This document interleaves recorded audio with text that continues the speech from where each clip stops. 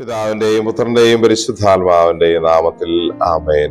ഈശോയിൽ സ്നേഹം നിറഞ്ഞവരെ, വിശുദ്ധ ലൂക്കാ അറിയിച്ച സുവിശേഷം 6-ാം അധ്യായം 32 മുതൽ 38 വരെ വാക്യങ്ങളിൽ നമുക്ക് ധ്യാനിക്കാൻ തിരുസഭ നൽകിയിരിക്കുന്നു.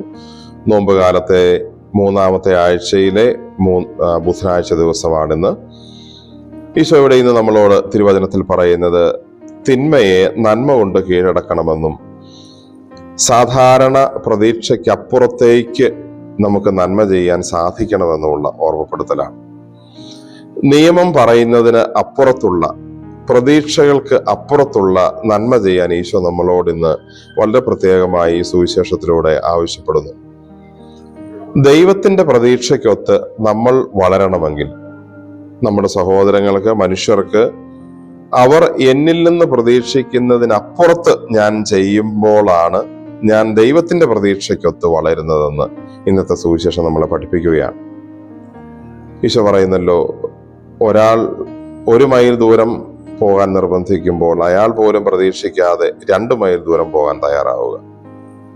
വായ്പ വാങ്ങാൻ ഇച്ഛിക്കുമ്പോൾ നിനക്കുള്ളത് കൊടുക്കുക. പ്രതീക്ഷയ്ക്ക് അപ്പുറത്ത് ചെയ്യുന്നതാണ്. ഒരു എക്സ്ട്രാ മൈൽ നമുക്ക് ദൂരം പോകാൻ പറ്റുമ്പോഴാണ് നമ്മൾ ദൈവത്തിന്റെ പ്രതീക്ഷകൾക്കൊത്ത് നമ്മുടെ ജീവിതത്തെ ഉയർത്തുന്നത്. ഒരാൾ മറ്റൊരാൾക്ക് അധികം നന്മ ചെയ്യുന്നത് 2 കാര്യങ്ങളുടെ പേരിലാണ്. ഒന്ന്, ഞാൻ എന്നേക്കാൾ വലുതായി അവരെയും അവരുടെ ആവശ്യങ്ങളെയും കാണുന്നു.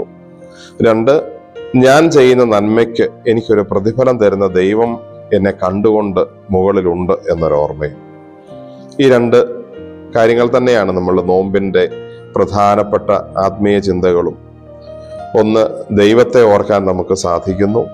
2, എന്നേക്കാൾ വലുതാണ് എൻ്റെ കൂടെയുള്ള സഹോദരന്റെ ആവശ്യമെന്ന് ചിന്തിക്കാൻ സാധിക്കും.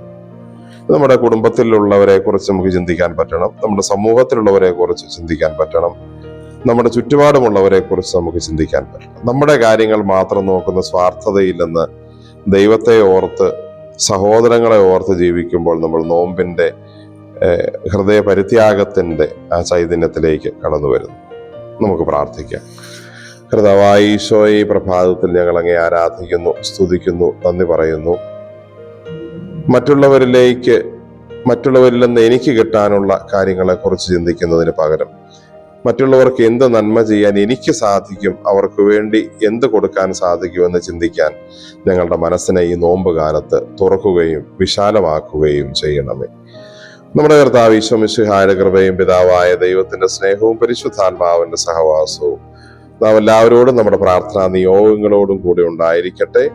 പ്രത്യേകിച്ച് ഈ ദിവസങ്ങളിൽ പരീക്ഷകൾ എഴുതുന്ന എല്ലാവരെയും ദൈവസമർത്ഥമായി അനുഗ്രഹിക്കുകയും ചെയ്യട്ടെ, ഇപ്പോഴും എപ്പോഴും എന്നേക്കും. ആമേൻ. ഈശോ മിശിഹായ്ക്ക് സ്തുതിയായിരിക്കട്ടെ.